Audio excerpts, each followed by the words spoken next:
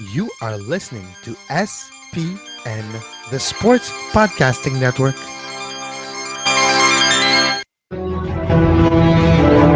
Termina هناك لشوارزنيجر.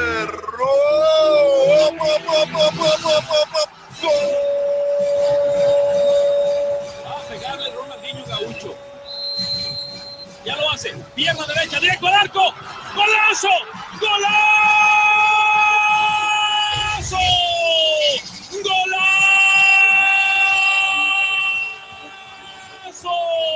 ¡Golazo!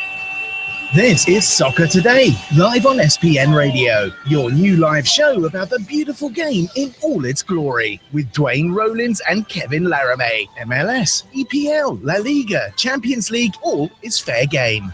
Powered by the Sports Podcasting Network. Visit us at sportspodcastingnetwork.com. Quite proud, Kevin. We're ranked third in the list of 300 podcasts under 300. Nice, not bad, not bad. So we worked hard. It's a big voting panel that voted us in. Proud to be in that list. Whatever. Yeah.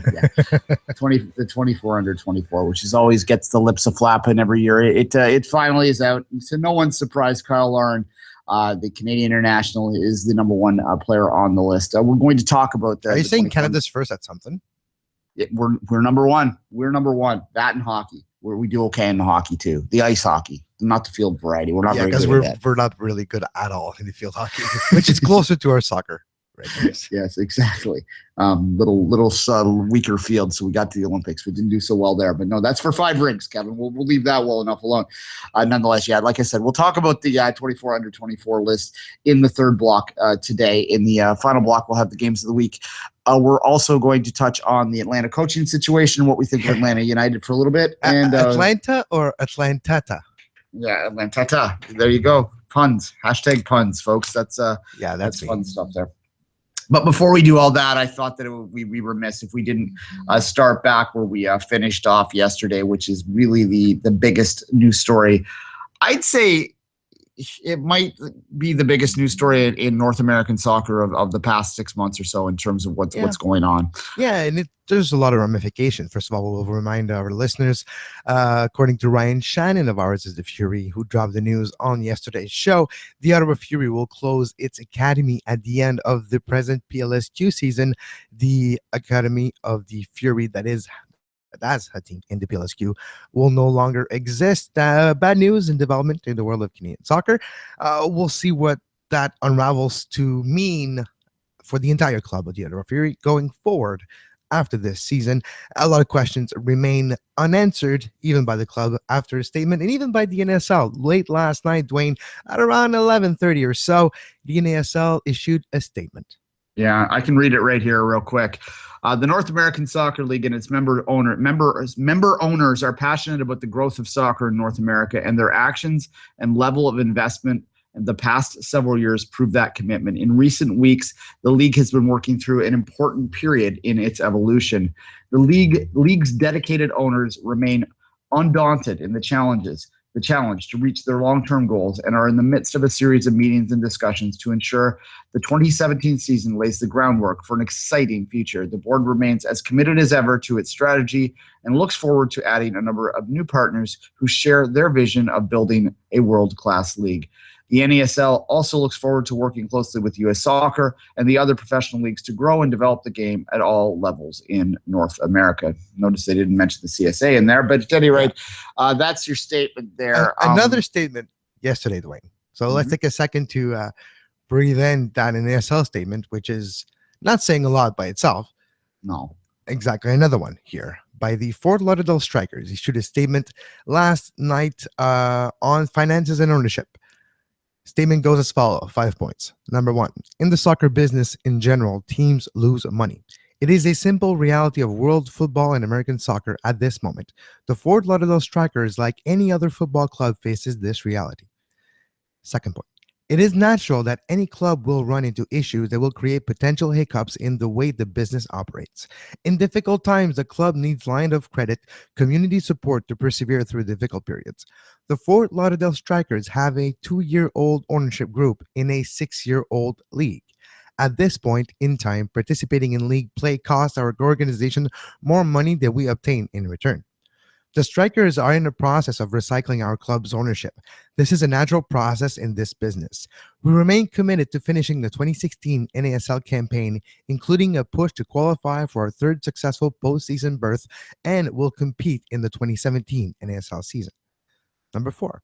We acknowledge we have made some mistakes in our expectations and business plan. We need the help of our local Broward County community who embraced this club to get through this difficult time. We have had to look for help and naturally went to the NASL, our league, which is an association of owners who face similar challenges and understand our situation. We've gone to NASL for help and they have embraced us. This will allow us to work towards recycling our ownership with the 2017 NASL season in mind. Last point. There is a lot of speculation as to the selling, splitting, shutting down of the club assets or ownership. None of this been stated by Polo Sesso, the Striker principal owner. He remains committed to this club and community. All right. Well, that's a lot there. I do like the start of that, where it's a reality that all clubs lose money. I don't know if it's a reality that all clubs lose money. It certainly isn't a reality that all clubs in the world don't pay their players. And that's the yeah, there's a difference by not making money and paying your players. Yeah, and look, that's a basic financial obligation that they have that they didn't meet there, and there should be a consequence of that. I don't believe that the NASL continues forward that they can any good faith continue with this ownership group based on what's happened over the past little while. I think that's pretty clear. Look, there's a lot, as I said. If you haven't listened to yesterday's show, Kevin and I took a step back and we brought people on. We brought fans on. We brought experts on. We brought, just people that had a different voice than us, and we stood back and listened. So we'll break down a little bit of what we heard there. First off, when it comes to those league statements, Kevin, I mean, especially the NASL one, I'm always reminded when I hear a statement like that. Do you remember back in the first Gulf War when they had the Minister of Information from Iraq, and he kind of became a meme for a while? It might have been the second Gulf War. I remember, because he was always saying nothing while talking for like 5 minutes. Well, yeah, and he'd be like, everything's fine. There's bombs going off in the back. Everything's fine. Duck and cover. Everything's fine. No worries. Yeah. It's pretty much what I kind of hear when I hear that. There's a lot going on. When there's smoke, there's fire, as they say. So NASL, you wouldn't expect them to say anything else, though. So I'm not going to blame them for saying it. I'm just not going to take anything from it. I certainly don't think, looking at some of the reaction of NASL fans to that statement, it's not really reassuring a lot of people. Great, you're committed to your vision. What's the vision now? Anyway. Basically, yeah. Yeah. Well, what's interesting to me, though, in the Strikers statement is they say that they're anyways committed to finish this season and to participate in the 2017 NASL season. So there's those words, at least in this statement, of the Fort Lauderdale Strikers. Yeah, I can't see the NASL folding up ship on its own accord. I think there would have to be a directive involved, or that they would need to drop below a threshold of member clubs, because they do have to have 8 clubs in the league for it to be sanctioned. So if they do drop below that and can't find investors, I'm sure that because they've scrambled before to do it, so I'm sure that they could scramble again to do it. But certainly a lot of any momentum that this league may have had at any point is certainly gone at this matter of time. And I suspect that if Tampa Bay leaves, that will be, in my mind, and that was the suggestion we were getting yesterday, is Tampa Bay was at least threatening to move. If they do jump, that's probably the final nail in my mind in terms of the NASL existing in the format that it exists now. That does beg the question, and would fans, and Jonathan Tenenwald touched on this yesterday, would fans of NASL be accepting of a change in their direction that allows a certain amount of cost certainty to come into their business model? Because the reality is, as he quite rightly put it out, or what Stephen quite rightly put out yesterday, Stephen Sandor, is that investors invest where they think they can make money. They're not in it as a charity.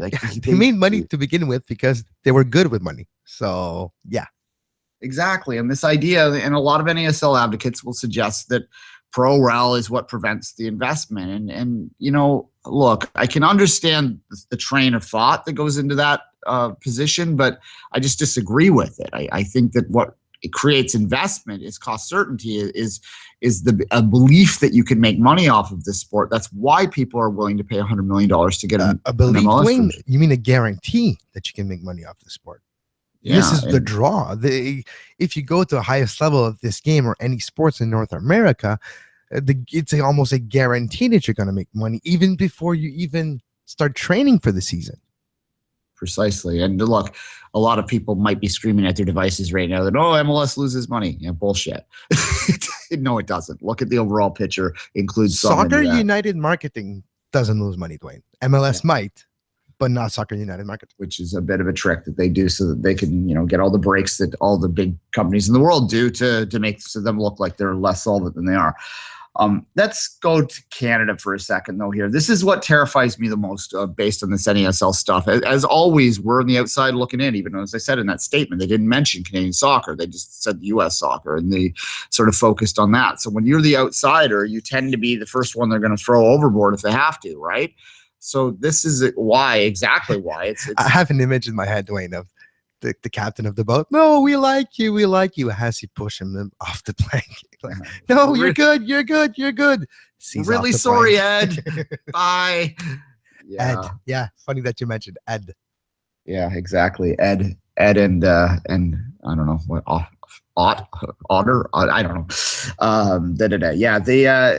It's scary to me what's going to happen with the Fury and with the Eddies, because they are a valuable part of the pyramid right now here in Canada, such as it is. And if we're going to launch into a Canadian league, you would hope that both of those markets at least would be involved. And if you have a year away from the game, how does that affect those markets, especially in Edmonton, where they struggle already? You take the product off the table for a year and you're really basically just starting from scratch again in many ways. Talking to Ryan and others from Ottawa, there is a belief that if they come back in some lesser form next year, that there might be a walk away on that crowd too, certainly amongst the more general public. Again, so we're treading water, and to me, it all starts with the fact that we're not controlling our own destiny here and trying to get into leagues that we, at least if we're screwing it up, as I said yesterday, at least we're screwing it up on our own accord rather than being helpless on the outside. And that's kind of where I come down on that. No, exactly. Another angle on this, we've mentioned the San Francisco Deltas yesterday as a new team coming in next year with a better footing. Maybe not in the market yet, but because of the financial backing behind that team with Mr. Olmos, you have like a better, stable foundation maybe for a potential successful club. And they hired a very good coach, Mark Dos Santos. What is Mark Dos Santos thinking? He actually liked the NASL. He coached there for 2 years, went to a soccer bowl, went with Swope Park Rangers in the USL, brought them to the playoff in their first season. So where does that leave Mark Dos Santos thinking? He's not even there yet. He's still coaching with Swope Park Rangers, but having committed to San Francisco Deltas, it leaves a lot of interesting tidbits of information coming out of all those things combined. Because what do you think if you're Dos Santos? You're going there in the league. You don't know. Maybe you're going to be back. There's a lot of possibilities, a lot of uncertainties, and it's never really fun not knowing where you stand and actually where you'll end up next year. Even though he will be with the Delta, so we'll see that situation. Yeah, well, hopefully they launch, because you'd have to be, on a personal level, you'd have to be really scared of what's happening here, because if this league does go belly up, then where does that leave him personally? He's suddenly, out of a job. He had probably a decent, stable job at Swope Park that he left for this opportunity. And now, less than 6 months later, he could potentially be sort of, packing his car up and driving home again, right? And that's not what you necessarily, San Francisco's not a cheap place to live either. So you'd have to get out of there. No job, no chance to stick around. And where are you going to land on your feet? You're also, now that he's left Swope Park to go to this after such a short period of time, that might affect his ability to get another opportunity. I mean, the coaching ranks, they understand that people move on for other opportunities, but at the same time, to leave a club that quickly, that is something you have to consider. So I do worry about Dos Santos in particular, because there's so few coaching opportunities for Canadians out there in many ways. And he was one of them that was succeeding. And now he's, coaching a team with no players and maybe no league, and that's not ideal, right? Yeah, we wish him success with the end of the season with the Swope Park Rangers as we speak.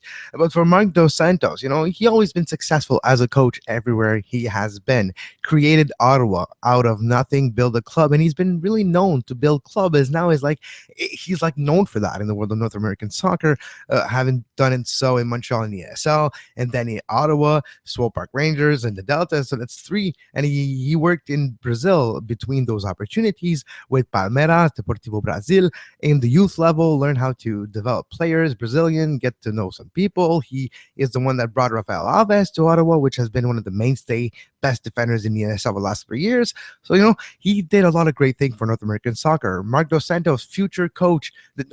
No, not future coach. The future of coaching in Canada is Mark Dos Santos, that blueprint. So no, it is going to be interesting where Mr. Dos Santos lands next year. Hopefully everything turns out great and the NSL is thriving next year and the Deltas go and he is successful at that level, because he probably wants a soccer ball. But hopefully that's what's going to be in the future for him. Yeah, and you would think that the Delta's amount of financial backing that they have, that if something happens with this situation here with the NASL, that they may be willing, and I'm sure the USL would be happy to have them too. So that might be a scenario that he could just end up back in the USL if that happens. Or that is kind of the question that most people have. Is it workable to have some kind of merger here? Is that what's best for the sport? I tend to lean that way. I'm okay, and I tend to lean that way with the caveat that maybe you create divisions within USL. And I've been stressing this for a while now. I think that this is the ideal solution. You bring these teams in that want to invest a little bit more. Well, the one caveat that people will have, Duane, is that the perception of North American monopoly of soccer by Major League Soccer and its affiliated leagues. And that is that a problem? I'm asking a question. I'm not answering it. I'm not taking a side on either way. I'm just saying, optically, maybe you should create a type of USL where owners have a say closer to an actual league and not necessarily the way it has been created with MLS and the single entity model. Yeah.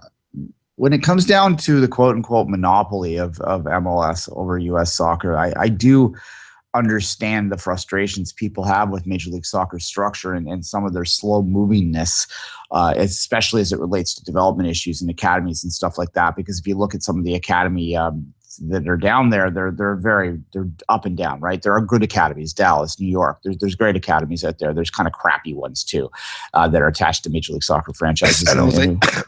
Yeah, do they even really have one? Not really, but at any rate. Well, yeah, basically. Yeah, there's the affiliate model that some of these clubs do to get around sort of spending a lot of money. Yeah, so I understand that, but then again, doesn't that kind of speak to allowing a little bit of flexibility in markets to operate however you see fit, really, right? I mean, yes, there's not the ability to punish them if they get relegated, or if they are in the bottom of the league. But that's, I don't know, pro-rel to me is a straw man of straw men, but nonetheless, I do, as I said, I think that is the way to do it. But I do think that that said, Major League Soccer probably does need to, and I've been saying this for 5 years or so, they do need to start to move away from single entity, especially as it relates to player contracts. I do believe that they absolutely need to do that, and hopefully they will. I'm not sure what the will is there. I just, as long as there's a salary cap that's being enforced, I don't really see what the problem is in letting the clubs own their own contracts. But that's just neither here nor there. But maybe if you have a merger like that, you might get more pressure. There's as Jonathan said yesterday, it might even lend itself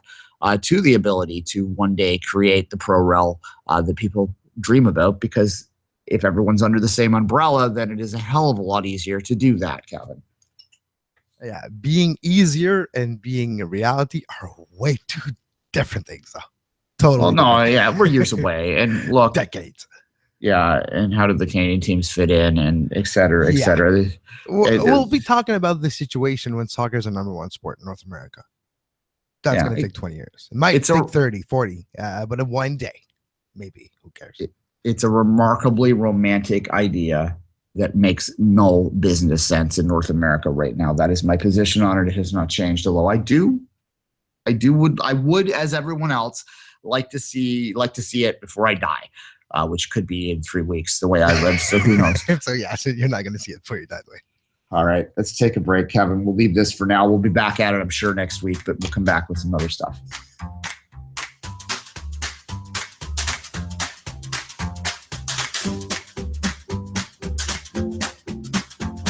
You are listening to Soccer Today, live on SPN Radio.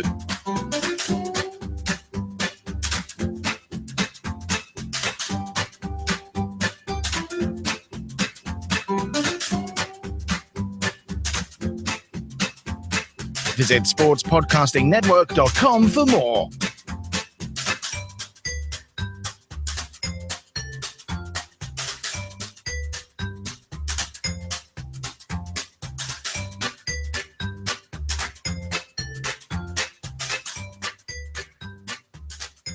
Going to start a new segment here. It's Kevin teaches his French slang. Tata means a kind of stupid idiot. Like ta-ta! Yeah. So would the idea of having Tata Martino be a stupid idiot type of idea? Yeah, it's an interesting one, isn't it? It's certainly a name. I encourage. I hope it happens because I'm fascinated by the idea of bringing in managers. I think that might even be the next evolution of Major League Soccer, is to bring in quote unquote super managers that have coached in other parts of the world at a high level. Obviously, the manager of Argentina, most recently Barcelona, of course, a few years ago. He's the man who made Barcelona boring. But in like interim type of fashion. And wasn't it because of health problem that he actually left Barcelona? Yeah, I'd have to go back and remember that. But it feels like ages ago. But yeah, he was there because he coached Messi before. Yeah. I don't know. It's such a weird thing. And people like to point out that the uniqueness of Major League Soccer makes it difficult for big name managers that are used to, like, my right back is crap, I need to go buy another right back, and they just snap their fingers and do that. Whereas in MLS, of course, you can't. You have to go through a bunch of loops, and you have to find a way to make it work, and et cetera, and you're not probably going to get the player you want. The evolution of that would probably be having like a manager, an actual general manager, like in the other sports, and not having that one man do both jobs. Like we see in Montreal. Example, the Adam Braz is he's technical director, basically, and we have more Biello. So yeah, they do have a say, but no, you're right. Probably like the coach, you don't want the coach to be bothered of the rules and all. Just coach your team. Let me know what you need. I'll do my best to try to find something or to make something work that I could get that player. Yeah, and you do see the more typical North American setup across Major League Soccer, Bezbachenko and Vanny here in Toronto as well, like where they have that GM manager kind of role. / DeSantis, Biello at the bottom. Yeah, exactly. Yeah, and I think you have to have that because the rules are so, like, I follow this league as close as anyone, as you well know, and have for a long time. And I have, I believe, a pretty good grasp of the rules of Major League Soccer, more than most, I would suspect, just because I look at them. Correction, that's why we got confused. It's Tito Villanueva was the Barca coach. He left because of health reasons and passed away 2 years ago, unfortunately. Thank you, Vince, very much for the correction. Yeah. That's I wasn't sure about that, but anyway, yeah. Tito, Tata, I got confused, but you're absolutely right. Thank you, Vince. Yeah, where was it? Yeah, the back on that was a bit of an oversight. Yes, so may he rest in peace. Yes. The rules, like, they're so complicated, they're so convoluted that even when I study them all the time, still occasionally have like debates. We have debates with people about what the rule is, and the silliness of it is that you can have a debate in Major League Soccer about how a rule is interpreted. Both guys being right. I mean, the rules are gray. What other league has gray rules? Major League Soccer, welcome to our world. And certainly you don't want to bring a big name manager in to do that. But that is it. This idea, though, and I do reject this and have for a long time, I do outright reject the idea that big names from overseas can't be successful in Major League Soccer. It's still a round ball and 11 guys in short pants, right? Like, it's still the same game. You can still manage the tactics and bring your players up a level. Although I do tend to think that a guy, and this is why I was so high on Vieira when he came into NYCFC, and I seemingly was alone on that amongst most Major League Soccer voices out there. But the reason I is because he was coming from the Manchester City Academy. He was an academy coach, and people kind of dismiss that. He's coaching kids. Doesn't really count. He's not really a pro coach. And I was like, come on, guys. Like, first off, and yes, my blue goggles are on, but nonetheless, it's a pretty damn high level academy that he was managing at, and managing at the highest levels of youth soccer in Europe. And I always felt that the uniqueness of Major League Soccer. If you put the rules aside and let someone else deal with that, you bring in a guy, especially a guy like Vieira, who has that same level. Yeah, that's played at such a high level and has such instant respect in the room and can sort of manage the DPs that way. But he also has the ability, because he was a youth coach, to bring up a Harrison, to bring up a young player and make them better players. And that's such a key part of what Major League Soccer does. It's not necessarily the role of, Inter Milan's manager. Is not really to bring the players up a level. It's there to just manage them because they're already at the highest level. It's not the case in Major League Soccer. You do have to coach. You do have to teach. And that's why I think that it's probably a better model to go after a guy that has managed at a high level of, that has a good reputation, but is also managed at a level where he's teaching. And that's why I thought Vieira would be successful. And it turns out that he has been. So that's good for him. But down to this one again, if it's Tata versus Schmidt, most people probably lean towards Schmidt. So I'll ask you, is there an argument not to? Maybe I just made it, but is there an argument not to? Well, you would say maybe the argument would be coming into a league where the first year you don't know the league, you don't know the player, you have no idea who Jack Barnes or Giles Barnes or exactly, they don't know them. So, the type of intricacies that MLS do have on the pitch, we've talked about those MLS lifers for years now on all our platforms. Those Kyle Beckerman, those type of players that are MLS state wide, like your Chad Barrett. Yeah, exactly. Like the players like this that are in the core of teams that are not talked about all the time, but are MLS lifers, the crop of this league. Those are players that they don't know, and you can get surprised.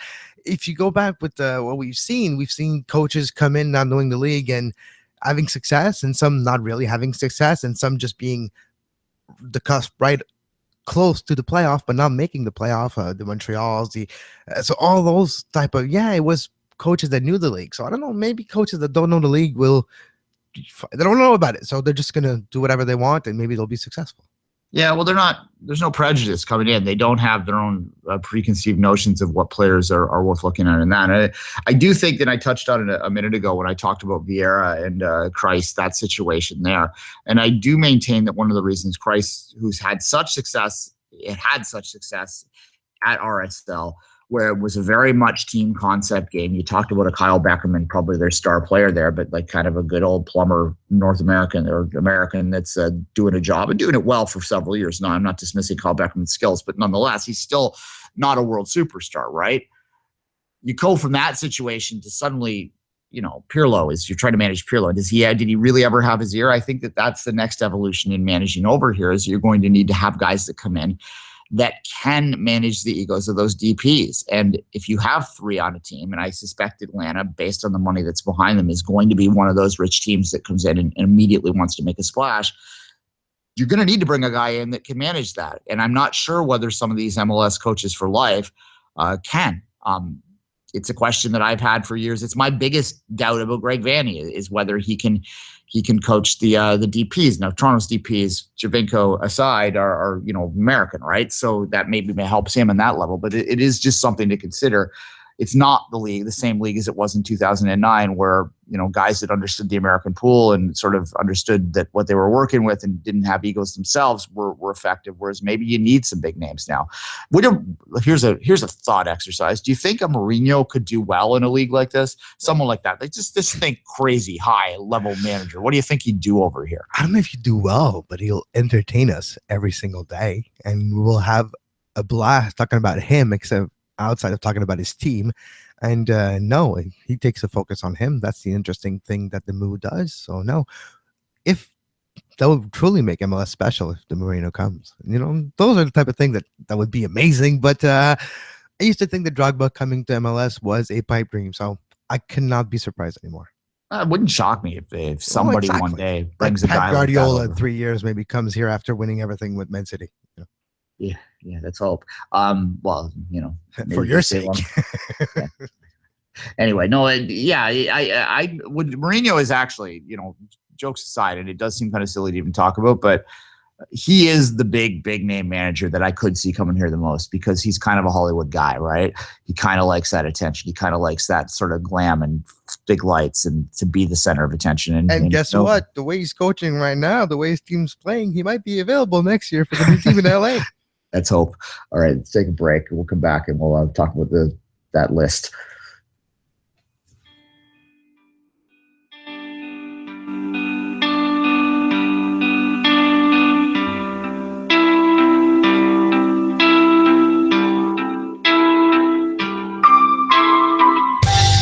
You are listening to SPN Radio, powered by the Sports Podcasting Network. Visit sportspodcastingnetwork.com for more.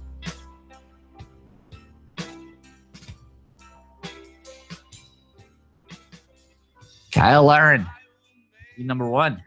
Canadian at number 1 in the 24 under 24 list by MLSsoccer.com. Yeah, the top 2 are not American. Although Jack Harrison maybe has that ability down the line to become American. But certainly the list is out. If you don't know, Lauren, Harrison, Morris are the top 3. I don't think anyone's surprised with that. I'm a little surprised Harrison made it above Morris with all the hype that Morris had in the lead up. And this is a list that there are technical people on it, and they do try and make it more of a technical list. But there's no doubt that it is at some level, as any list is, a popularity contest too. Well, yeah, there is some sort of name recognition that could be seen in the voting area. Yeah, you're not going to get on this list if you're like if you go to Kikuta Bamane at number 5. The way they're judged, it's not necessarily as a whole season as well. Is it a body of work since they've been there? So Kikuta Bamane will still be in number 5, even though Vancouver is not having a good season at all. Yeah, that's the only Canadian MLS. Actually, Lauren is on the list clearly, but the only Canadian content other than Lauren has been any. But and Manny as playing for a Canadian team. Yeah, that's what I'm trying to get at. Thank you, Kevin, for having trouble getting around to that one. Any surprises on this when you look at it quick, Kevin? I mean, as I said, I Harrison over Morris surprised me a bit, but I think that's probably the right call. Morris, 3 is fair. He is a talent, an athletic talent, but I don't think he's a complete player, and that's what we said in the preseason, and I think that the season's showing it. But he has scored 10 goals, so I can't dismiss that. The kid has had a good year. It's a very good rookie season. He'll likely win Rookie of the Year because that is a popularity vote too. So speaking of rookies, that's what's interesting to me, Duane. A lot of rookies in this list this season, talking about the Sean Davis, Tommy Redding, a lot of first-timers in the list, but a lot of rookies as well. In the top 3, there's 2 rookies, Harrison, Jordan Morris. A lot of young players coming into the league having an actual impact, especially the top 3. Larin has been doing 2 seasons on, no sophomore slump for Cal, but Jack Harrison, Jordan Morris, coming this year, a lot of hype on one side. Jordan Morris, Jack Harrison created the hype with his play and the confidence that Patrick Vieira was able to build him to be. So no, those are the surprising thing to me in this list is the amount of rookie and young players that are impactful with their team. Yeah, the amount of FC Dallas players on this is kind of terrifying for the rest of the league as well. Academy players, people, academy. Yeah, Walker Zimmerman's on here. They drafted Zimmerman because I know this because I was screaming at TFC to draft him at the time. But anyway, they needed a defender. They kept for years. Why did they keep bypassing defenders? Okay, I'm getting into a TFC 2012 rage now, so we'll leave that one off alone. You're making the playoff, Duane. You're making the playoff. Calm down. Yeah, you damn well hope they should make playoffs, but that's the amount of money they spent. It's not sure yet, but never mind. Yeah, exactly. Let's not go there again. Let's get the calculator out. 26 results. It's funny that I think there are people that in Toronto, if they're going to not, go deep in the playoffs, that kind of almost want it to not make the playoffs now just because of the pure hilarity of it. Four to get back on the list of four FC Dallas players. That is really a lot about their academy and their youth development and what they can do there. And it's one of the reasons why I picked Dallas to win the MLS Cup at the start of the season and the Supporters Shield. So I'm looking pretty good on that one so far. And I, once again, I'm saying that I forgot because, yes, go with me here. I haven't picked anyone to win the MLS Cup, right? I don't remember anything. They're still in the playoff spot, aren't they? I'd have to look. Kansas City can still make it. Come on, Sporting Kansas City. I actually, on Extra Time Radio this week, they were talking about Kansas City as being maybe a sleeper playoff team because of the experience there. But there you go. We'll see. Coming from the 60s. It's hard to win from that 6 seed. When you're in the 5 or the 6 seed, you got to win that first. Well, once you win the first game, though, all bets are off, right? If you can get through. Yeah. I'm just looking through the list here right now. I mean, look, you can find it yourself. It's obviously an MLS Tim Soccer. Parker from Vancouver as well. Yeah, that's another Canadian. We sort of missed that one a little bit. Yeah, there's a lot of Latin players on this list too. I think that speaks to sort of a philosophy that a lot of people in the league have to go after that kind of market. Makes a lot of sense. Here's the thing, because there's no Montreal Impact player, so I've looked deeper in that list, and there's a 15-name pool that they can draw the 24 under 24 from. And there was Lucas Ontivero from Montreal in that list. So there is a certain amount of trimming down of the potential choices, and you never know what can happen. 24 for a Canadian or American player is young. 24 for a Latin American player is old. They burst into the scene usually at 17, 18, 19 in the pro level. So 24 under 24 with the years going forward should become maybe 24 under 22, 24 under 21, or at least like the rest of the world, 20 under 23, because that actually means something, because you can then qualify for the Olympics or something. You know? Yeah, Will Trapp should not be on this list. Not because Will Trapp isn't a decent player that you would like on your team, but he's 23 friggin' years old, and he's been in the league what seems like forever now, right? What the hell is Will Trapp being celebrated for as a prospect? We know what Will Trapp is, and that's always been my issue. He's not a prospect anymore. Diego Fagundes, Juan Agudelo, that's been in the league for what? Agudelo had time to leave and come back in the league before he's under 24. And players like Fagundes were like at 17-year-old. We're going to high school and playing MLS soccer game in the weekend. Yeah, he's only 21 still, in fairness to him. But yeah, absolutely. He's kind of a guy that stagnated a bit too. I think 12 is not where people expected him a few years ago to be at this list. No, wasn't he first at one point? I would have to go back and look to see that, but certainly he is a guy that has not quite lived up to the hype that you did. And you mentioned that off air when we were talking about this. Is let's not get too crazy here in Canada with Kyle Larin on there. Although I think we know what he is. But Darren Maddox was number one, I think, in 2014, 2013. Yeah, and I think that's Maddox, I believe, was 21 or 22 when he was on the list. So Lawrence 21, he just turned 21, so it's not that much different. But nonetheless, I don't think anyone is considering Maddox to be anything other than what Maddox is right now. Well, he's having a decent season, but again, like it's the same with the Will Trapp situation. These are players that you know what they are at this point. Like you're not getting any more, you're not getting any more growth. I would, as you said, I'd like to see 20 under 20. Right? Like that would be where I'd go. And there's only a couple teenagers on this list, and they're going to need to put a greater emphasis on academy players before you can do that. Or just the top 24 rookies or something, or the top 24 players in their first 2 seasons. Yeah. And whatever. Here, let's face it. We understand why the list exists. It's the lull period of the season where there's no movement, no transfer. Teams are settled in. Controversies already happened in the season. Teams are getting ready for the final push. There's like 3 weeks left in the season, 4 weeks, 3 weeks. So, it's that little lull. So the list exists. Boom, drops it. And there's a lot of things to talk about. But yeah, in the future, maybe because 24 and the 24, 4 or 5 years ago, Duane, was meaning a lot more than now, because 24 was the age majority of the players were either getting drafted after college or starting to become good in the pro level. Exactly. Now it's a little younger already. Yeah. I've just pulled up the previous list. They've been doing this thing since 2010. And these are the guys that won it. In 2010, it was Freddie Montero that won it, who was a brilliant player, a DP, though, at that point, I believe. Yeah. And I remember shots from 30-yard, a.k.a. Freddie Montero. That was so beautiful to see many, many times with Seattle. Yeah, that was very, very much key to the Seattle's early successes. Omar Gonzalez was second on the 2010 list, which is interesting. Breck Shea in 2011 topped the list. Darren Maddox in 2012, as you said. Jonathan Nagbe in 2013. DeAndre Yedlin in 2014. And Castillo last year in 2015. I wonder, there's never been a repeat winner of this, clearly, because usually it takes them until they get closer to the maxed age or they leave the league, one of the two, right? And that would be the case with Larin. If he does leave the league, then he can't obviously repeat. But I would have to say that if he's back in MLS next year at just 22, that he would have a pretty good chance of topping that list again for a second time, to be the first time to ever do that. Yeah, if he's having a similar season, yeah, absolutely. Yeah, absolutely. Look, I understand, as you said, I've softened on this list over the years. I used to be far more like, hardcore, got to be about the technical.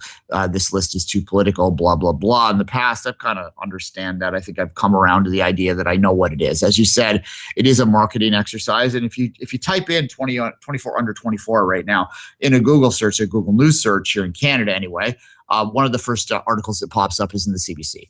Canada's Carlisle tops MLS's top prospect list. So it is a promotional vehicle that does really help them highlight some of their not just younger that, Duane. stars. It's something that exists in everywhere else. If you look in, remember the magazine's heyday, maybe from like late 90s, early 2000s, there was like Team People, 24 under 24, things 24. It was something bigger. We forgot about this, but well, maybe just me too. But it is like a thing. The 24 under 24, that number is that thing and that expression. Yeah, sure. Yeah, I guess I'm not too sure why they came on 24 as the age, but it could have just been as simple as that, as it seemed to flow for them or something in terms of a high as a headline. Who knows? But as I said, I've softened a little bit on it. It does beg the question to finish this conversation. I thought I'd have a little fun with this. What other lists would you like to see, Kevin? Any other 24 unders or 28 unders or whatever other 35 number over 35? 35 over 35. I think someone did that, actually. Let me just quickly Google that. Drogba better be first. Pardon me? Drogba better be first. Vila's over 35, right? Yeah. Drogba is over 35. Oh, Pirlo, yeah. Pirlo might be close, yeah. There's a Tumblr 35 over 35. Yeah, you might not go want to see that, though. Right? Yeah, I probably don't want to. It's a good thing we're doing just radio, because that was probably not safe for work. Yeah, I would. The list that I would create would be something to do with salary, and this might not necessarily excite. Well, the league would never do it because they don't officially release the salaries. It's the players union the players that union that do. But it would be fun to do a list, and maybe as a thought exercise, maybe I'll do this for next week. Like the top 20 players paid less than 50,000 or something like that, because that's value. It's a value league, right? So if you're finding value in your players, then that would be something that's worth celebrating, at least for us or for the teams, not necessarily for the player. The players union might like that list too, because then they can point to it and go, tap, tap, tap. Don't want to repeat on this list, guys. You have to raise, please.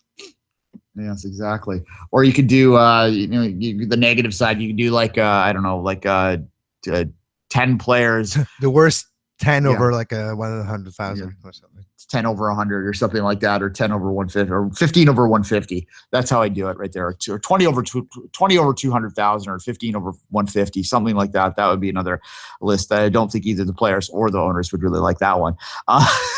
No, because usually those are the mistakes that you made because you overplayed a player that hasn't contributed with your team for that amount.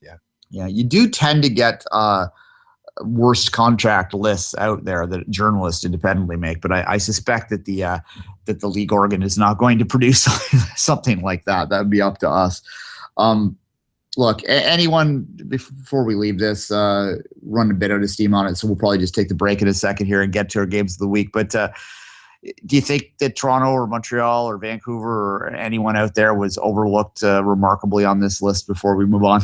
Well, there's always like the Michael Salazar or Montreal or David Choignard, but David Choignard hasn't shown anything on the pitch league-wide yet, so nobody could judge him. Salazar had a couple of great moments with Montreal, but I think consistency was the reason why he was not even part of the 50 names, so that maybe that's one reason it didn't make it to the top 24. Lucas Santivero, because of injuries and not necessarily always in the starting 11, is not in the top 24. He was in the pool, though, to be chosen. So no necessarily anybody overlooked, but no Toronto, no Montreal player, 2 Vancouver players. So no, I don't say overlooked because I don't think I put any credence into what it means to be on it or not on it. But it's just interesting that every club and their academies, they all have player under 20 years old that could be in that list on any given day, depending on who votes, depending on who's known, who's not known. So I'm not necessarily that concerned. There's not Montreal players in that list or Toronto players or other teams in the league that have been forgotten. It's not something that I really put stock into because everybody has 1 or 2 potential game changers in their roster and their youth academies. And it's something that we'll see developing in the future. Yeah, the only look, He shouldn't have been on the list based on the criteria they use because he didn't play enough minutes. The one player I'll point out from my backyard here, if the list was slightly different, structured younger, like 21 under 21 or something, I think that you'd have to be talking about maybe a Jordan Hamilton being on it for potential. Mo Babuli. You didn't mention Mo Babuli in a while, right? Mo hasn't played in 6 weeks, so we'll leave Mo out for now. But no, and again, like it comes down to like in an ideal world for me as a soccer geek, I would love to see a list that's more prospect oriented, just so that I can learn about these players rather than have a marketing list that has players that I already know about on it. And that's kind of where I come down on it. But I understand why they do it the way they do, because as much as we the geeks want to see a prospect list, we can go to Top Drawer Soccer and stuff like that to find those kind of lists out there of, for prospects and players we don't know about. There's sites to find them. So I should probably be quiet and just move on. All right. Speaking of moving on, let's take a break, come back with Games of the Week.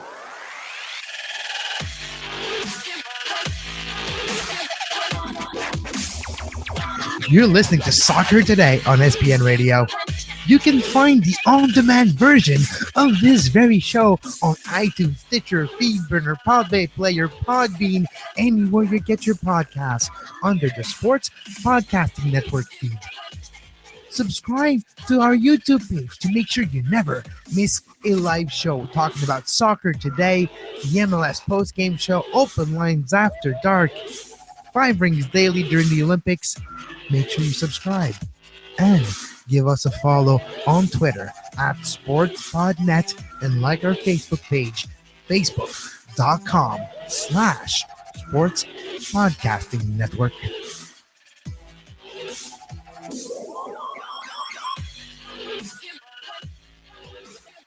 TGIF. Thank God. Right. That's Friday. Yeah. Thank Grant it's Friday. Let's go quickly through the Premier League games this week and sort of pick one that jumps out to our attention. Speaking of which, for God's sakes, I don't know if you haven't seen it yet, they drew a Manchester derby in the friggin' League Cup. I know. Oh my I was God, like, why? he's not going to be happy. Another derby. No, I was not happy at all, and I'm still not happy about it. It's the worst too because it's the middle of. Well, you want to win. You don't want to win in that competition. You want to get booted out, but no, you kind of have to win because it's against United. Well, I want to win the competition, but I want to win the competition using kids, and now you can't because it's United. Anyway, whatever. Moving on. Speaking of United, they start the week tomorrow against Leicester at Old Trafford. So will Man United go back to their winning ways? 3 defeats in a row. Will Wayne Rooney make it on the pitch? Clamor in the fan base saying, Rooney, go on the bench. They want to see Rooney bench. So maybe Marino was playing Rooney to make the fans turn on him. So when he benches him, there's no controversy. Yeah, that's what we speculated on earlier this week. United Leicester is probably, the first game of the weekend is probably the most intriguing game of the weekend for a lot of reasons. Leicester has been not at their form of last year, of course, this year, but that little the success in the Champions League has buoyed them a little bit. We'll see how they go. And certainly on the road, though, this is going to be a difficult one for them. They've had a tough schedule to start. And that makes sense because they are the defending champions. So they're going to get put into that like prime game. If you ever notice, they play a lot of really big matchups in the early part of the season. And I've always maintained that's TV driven, that they try and get some big fixtures off the top to get people excited about the league. So Leicester's kind of in that rotation now. So they've had a tougher start to the season. Speaking of nice starts, Everton now on the road against Bournemouth. Will Everton continue their hot streak? Yeah, and Everton, as I said before, they're an every other year team for some reason as of late, and this seems to be the season that they're going to be successful. Bournemouth, probably they're 2 years in a row up here. That's going to help that program, that team moving forward. But it's still ultimately a small team that should be probably down near that relegation zone for most of the year. Certainly the Manchester City game last week was men against boys in many ways. So they're going to look to rebound from that. Get Stoke City at West Brom, Stoke is terrible right now. And maybe we'll finally get rid of Stoke. That would be a dream. Anyway, but when Middlesbrough, Spurs, Liverpool, Hull City, Swansea City, Man City, the second time in a week that they played. Swansea gave them a good run in the League Cup midweek, but TFC, Man City had 3 teenagers on the pitch at one point, so I doubt we'll see quite the same lineup on the weekend.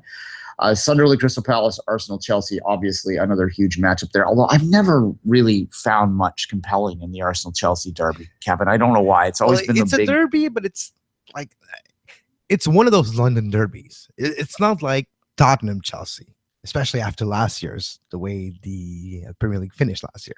It's like, yeah, it's a derby of big clubs. It's Arsenal, it's Chelsea, but nothing special because, yeah, when Arsenal's never in the competition when Chelsea's there, and when Chelsea's there, Arsenal. So, yeah, like last year, Arsenal was in the mix, Chelsea wasn't. So it didn't have that competitive importance that sometimes those derbies. I don't even like to say the word derby for that one.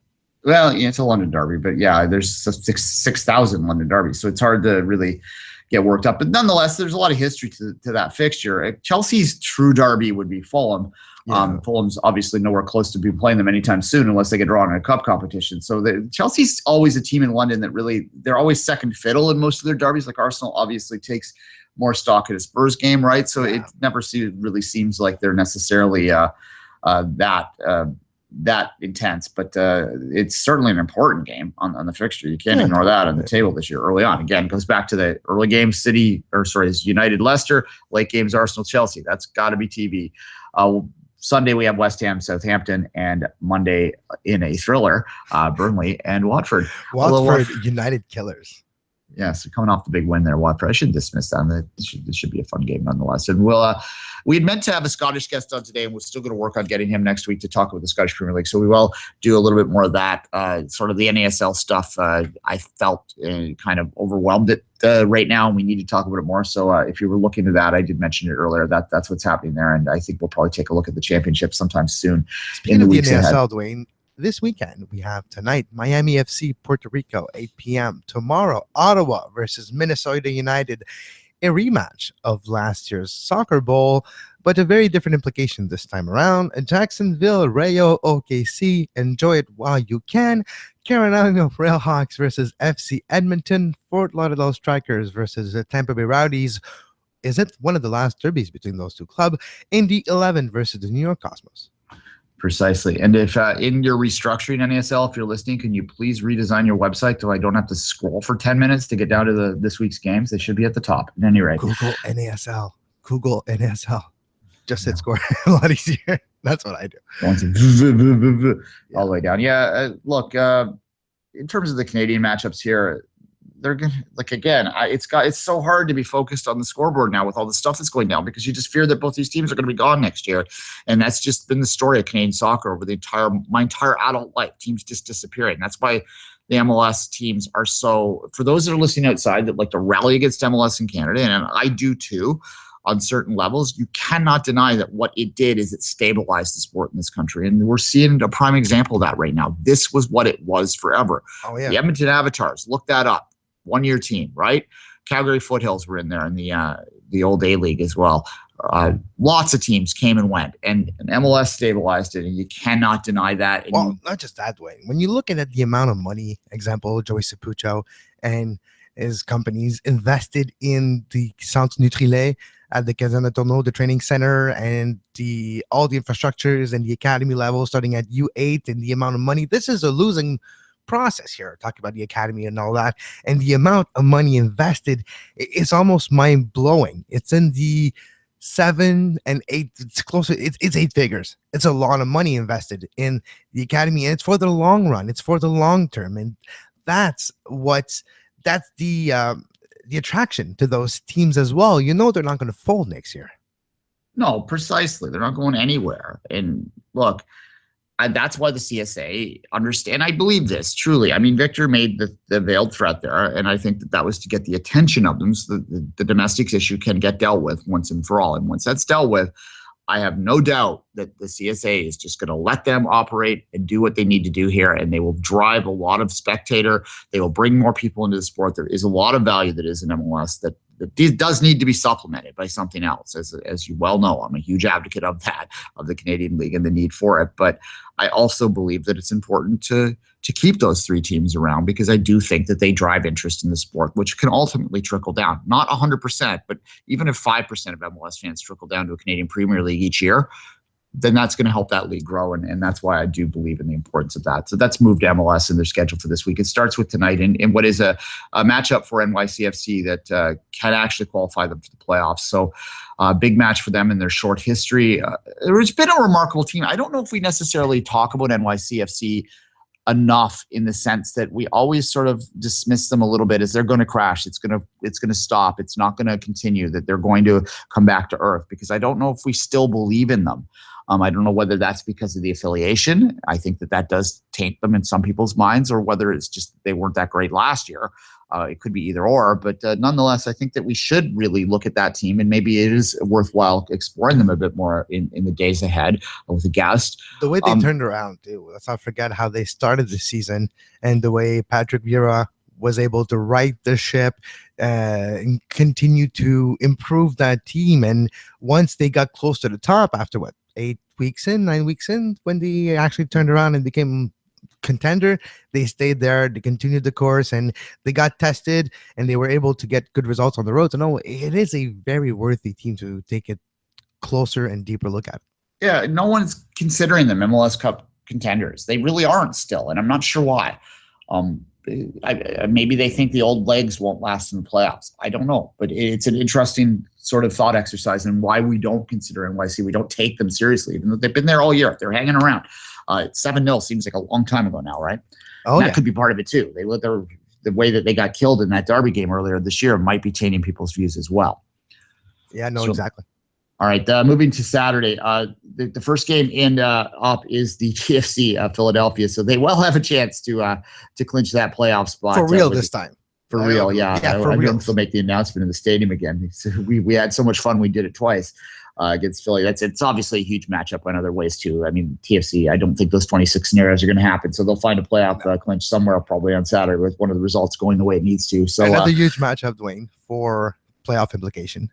Two teams that are battling for that sixth spot as we speak. DC United, Orlando.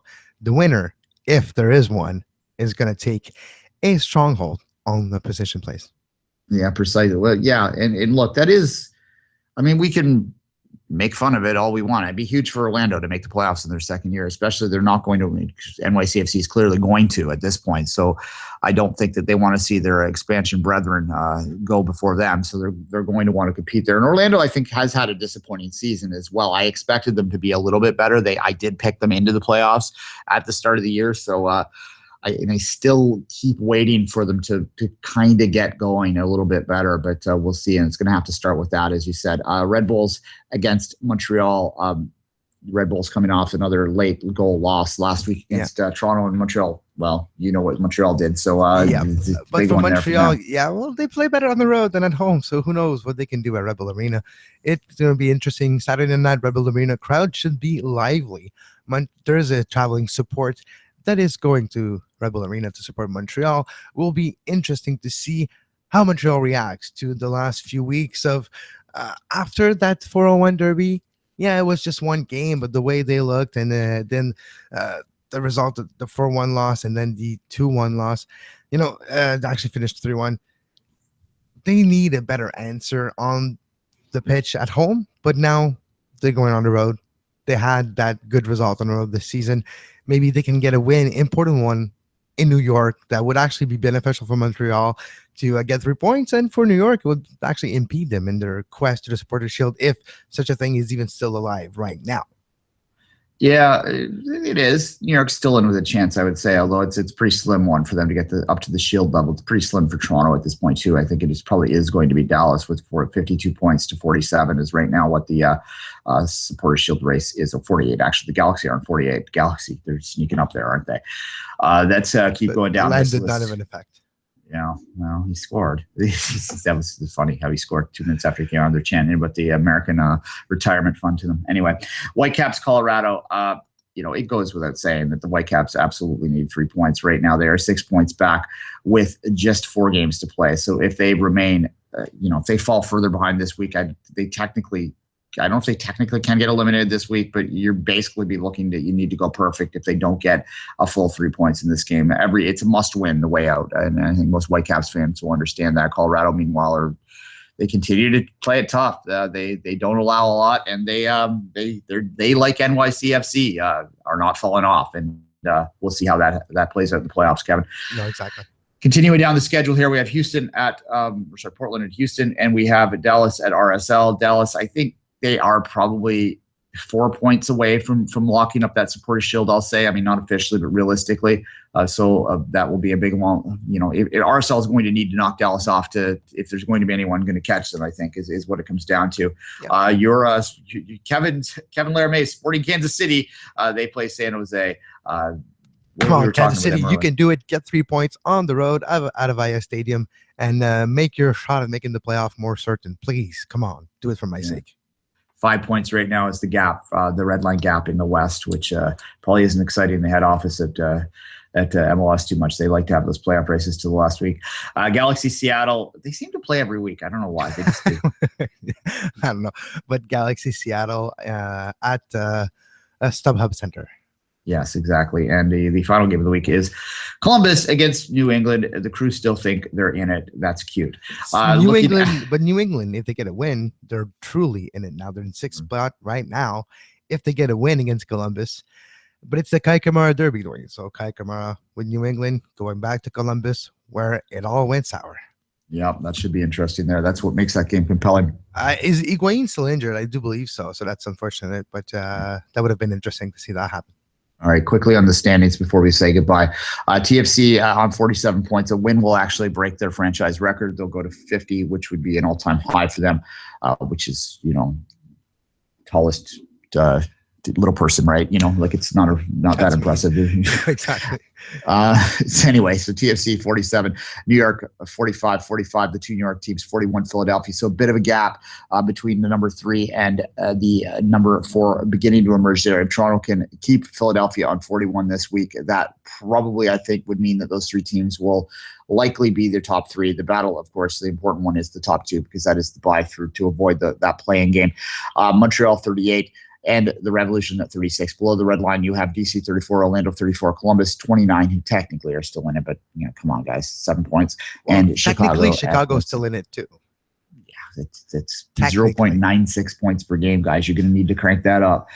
you have to win out, literally, and hope that other results go your way if you're Chicago, even if you're Columbus. All right, FC Dallas with that little X beside their name. It was so pretty for that few minutes that Toronto had it there, and at 52 points. LA, as I said, they're kind of sneaky good right now. 48 in second. They have passed the Rapids. 47, the Rapids. RSL 44. Portland 41. Kansas is at 40, and then you have a 5-point gap out of the playoffs right now at 35, 34, 34, 29, and that is Seattle, Vancouver, San Jose, and Houston. Kevin, any final thoughts? No, just a little TFC midfielder Amanda Cooper suspended 1 game, fined for violent conduct over the weekend. He did get it after all, yes. Yeah, it was very similar to Drogba's play earlier this year, if you didn't see it. Not really that violent, but at the same time, MLS has been consistent in calling a 1-game suspension, so that shouldn't surprise anyone. And it's too bad, too, because Cooper's actually looked pretty good in the short time he's been in there. Yep, so I think that's about wraps it up. All right, as always, Kevin, say goodbye. Until Monday morning. 11 a.m. for Soccer Today. Well, have a great soccer. You were listening to SPN, the Sports Podcasting Network. Visit us, sportspodcastingnetwork.com.